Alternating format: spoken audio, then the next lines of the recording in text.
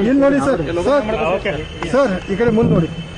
Okay sir, ಇವತ್ತು ಅವರು ಶಿವಾನಂದ್ ನಿಲನ್ ಅವ್ರನ್ನ ಇವರು CID ಪೊಲೀಸರು after 10 days of police custody ಇವತ್ತು ಕೋರ್ಟ್ ಬಂದು ಪ್ರೊಡ್ಯೂಸ್ ಮಾಡಿದ್ದಾರೆ ಅವ್ರನ್ನ.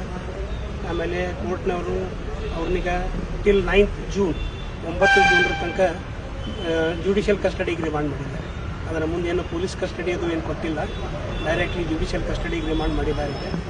ಆಮೇಲೆ ಈಗ ಅದರೊಳಗೆ ನಾವು ಇವತ್ತೊಂದು ಶಿವಾನಂದ್ ಸಲುವಾಗಿ ಒಂದು ಬೇಲ್ ಅಪ್ಲಿಕೇಶನ್ ಫೈಲ್ ಮಾಡಿದ್ದೀವಿ. ಅದು ಬೇಲ್ ಅಪ್ಲಿಕೇಶನ್ಗೆ ಅವರು CID ಅವರು ತಮ್ಮ ಅಬ್ಜೆಕ್ಷನ್ ಹಾಕೋದಕ್ಕೆ 1ನೇ ತಾರೀಕಿಗೆ ಇಟ್ಕೊಂಡಾರೆ.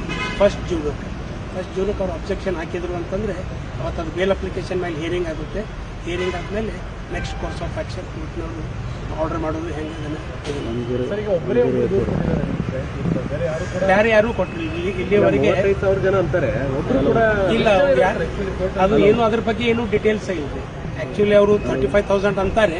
ಅದ್ರ ಬಗ್ಗೆ ನನಗನ್ಸೋ ಮಟ್ಟಿಗೆ ಅಂದ್ರೆ ಇಲ್ಲಿ ತನಕ ಏನು ಅಂದ್ರೆ ಇವೆಂಟ್ಸ್ ಡೆವಲಪ್ಮೆಂಟ್ ಆಗ್ಯಾವ ಅದನ್ನ ನೋಡಿದ್ರೆ ಅವ್ರಿಗೂ ಪೊಲೀಸರಿಗೆ Sudha I don't think that ಅವ್ರಿಗೂ ಸುಧಾ ಎಕ್ಸಾಕ್ಟ್ಲಿ ಇಷ್ಟು ಐತಿ ಅಂತ ತಿಳ್ಕೊಂಡು ಅವ್ರಿಗೂ ಏನು ಅಂದ್ರೆ ಐಡಿಯಾ ವಿತ್ ಸರ್ಟನಿಟಿ ಅವ್ರ ಕಡೆನೂ ಏನು ಇದ್ದಂಗೆ ಅಂತೆ ನಡೆದೈತಿ ರೀ. ಇದ್ರೊಳಗೆ ಒಂದೇನು ಇಂಪಾರ್ಟೆಂಟ್ ಥಿಂಗ್ ಏನು 35,000 ಇರಲಿ ಎಷ್ಟು ಫಿಗರ್ ಇರಲಿ, ಯಾರೂ ಇನ್ವೆಸ್ಟರ್ಸು ಯಾರೂ ಇವತ್ತಿನ ತನಕ ಅವ್ರ ಅಗೇನ್ಸ್ಟ್ ಏನೂ ಗ್ರೀವನ್ಸ್ ಎಕ್ಸ್ಪ್ರೆಸ್ ಮಾಡಿಲ್ಲ, ಎಲ್ಲೂ ಕಂಪ್ಲೇಂಟ್ ಫೈಲ್ ಮಾಡಿಲ್ಲ, ಏನಿಲ್ಲ.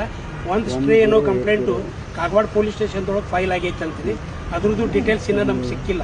ಅದ್ರದ್ದು ನಾವು ಡೀಟೇಲ್ಸ್ ತೆಗೆದಕ್ಕೆ ಅಪ್ಲೈ ಮಾಡಿ ಯಾವುದು ಬೇಲ್ ಅಪ್ಲಿಕೇಶನ್ ಫೈಲ್ ಮಾಡಿ FIR ರದ್ದು ಕೋರಿ ಅರ್ಜಿ ಹಾಕುವಂಥದ್ದು ಏನಾದರೂ ಆಕ್ಚುಲಿ ಅದ್ರ ಪ್ರಕಾರ ಈಗ ಹೈಕೋರ್ಟ್ನೊಳಗೆ ಅಂದ್ರೆ ರದ್ದು ಕೋರಿ ಹಾಕ್ಬೇಕಾಗ್ತಂದ್ರೆ ಹೈಕೋರ್ಟ್ನೊಳಗೆ ಹಾಕ್ಬೇಕಾಗ್ತದೆ, ಕ್ವಾಶಿಂಗ್ ಸಲುವಾಗಿ ಹಾಕ್ಬೇಕಾಗ್ತದೆ. ಅದು ಈಗ ನಾವು ಮೊದಲ ಅಂದ್ರೆ ನಮ್ದು ಎಂಡೇವರು ಮೊದಲು ಶಿವಾನಂದ್ ಅವ್ರನ್ನ ಬೇಲ್ ಮಾಡ್ಕೊಂಡ್ರು. ಬೇಲ್ ಆದಮೇಲೆ ಅವ್ರು ಹೊರಗೆ ಬಂದಮೇಲೆ ಅದು FIR ಕ್ವಾಶಿಂಗು ಮುಂದಿಂದ ಏನೈತೆ ಅದ್ರ ಬಗ್ಗೆ ವಿಚಾರ ಮಾಡಿ ಇದನ್ನು ಮಾಡಬೇಕು ಅಂತ ವಿಚಾರ. ಎದೆ ನೋವು ಇದೆ ಅನ್ನುವಂಥದ್ದು ರಿಕ್ವೆಸ್ಟ್. ಹೌದು, ಅವರು ಕೋರ್ಟಿಗೆ ರಿಕ್ವೆಸ್ಟ್ ಮಾಡಿದ್ದೀರಿ, ನನಗೆ ಎದೆ ನೋವಿದೆ ಮತ್ತು ರಿಪೀಟೆಡ್ಲಿ ಸ್ವೆಟ್ಟಿಂಗ್ ಆಗ್ತಾ ಇದೆ ಅಂತ ತಿಳ್ಕೊಂಡು ಅವರು ಅಂದರೆ ಮಾನ್ಯ ನ್ಯಾಯಾಧೀಶರ ಗಮನಕ್ಕೆ ಅದನ್ನು ತಂದರು.